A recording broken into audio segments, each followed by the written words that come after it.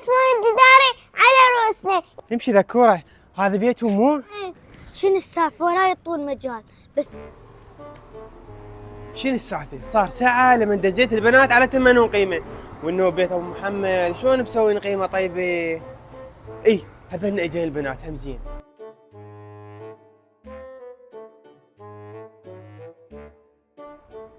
صدق كذي يبقى اشوف جوشن ما تبشر بخير. شنو السالفة سولفين لي؟ اعرف بعدهم ما طابخين مو صحيح؟ لا بابا وصلنا السرعة وخلصوا قيمة. وانا اعرف حظ فقر، يا هل دز على قيمة ما حصل، معقولة صارت 3 ايام وما حط طابها قيمة؟ اي هذا صديقي احمد جاي يتصل. الو هلو حمودة حبيبي، شلون؟ جاي بيت ابو ضياء اللي بالشارع الثاني، طابخين قيمة؟ يلا مسافة الطريق ويجن البنات. بدور بيت ابو ضياء شلون يطبخون قيمة، هالمرة لازم احصل، اذا ما حصلت هالمرة انتحر اذا ما حصلت قيمة هالمرة. يلا جاينك اسمع عني، عذورة ومريومة بيت ابو ضياء جيراننا طابخين 8 قيمة، وهسه خابرنا صديقه احمد يقول تعال بسرعة قبل ما تخلص، وهالمرة اذا ما حصلت 8 قيمة يمكن شنو اصعد على السطح واشمر نفسي من فوق. يلا بسرعة اخذني جورتين ولا ترجع لي بدون قيمة، يلا بسرعة. اليوم ما نرجع على خسفون جداري على رؤوسنا. يلا مامي مشينا. يلا امشي.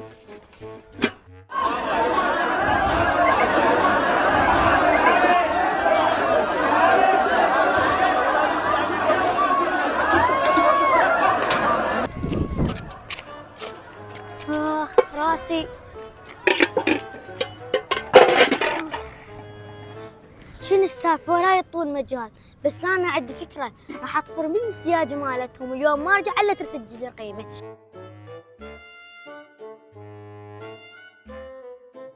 اقول لك اذا رجعنا فارقين بابا راح يتخبط.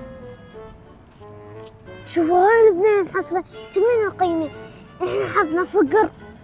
افكر لقيتها عذراء، عندي خطة حتى ناخذ من هاي البنية القيمة. تعال شاورك. شو الخطة ذكية؟ يلا مشينا بسرعة.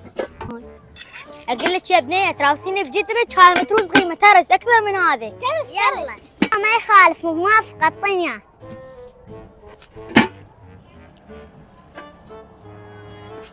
قفصت عليه نطيت جدر الدينوس وان خذيت جدر المدروس.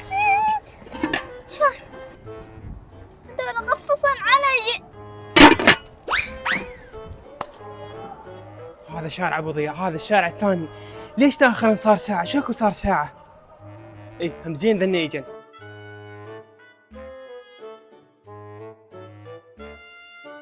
شلون جبنا لك 8 قيمة الا تفلش؟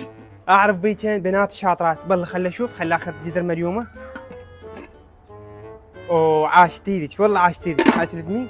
خلي نمشي ذكورة، هذا بيتهم مو؟ بسيطة، ياخذون عندك 8 قيمة ويضحكون علي يعطوني جدر فارغ، بس اليوم الا كسر عليهم بيتهم. بسيطة تعال امشي تعال. بسيطة.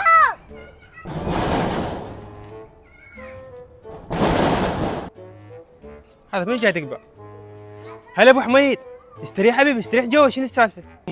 بناتك المحروسات واخذات جدر القيمة والثمن مال ذكرى ومطيرها جدر فارغ، شلون يصير هذا الحكي يضحكن على بنيتي؟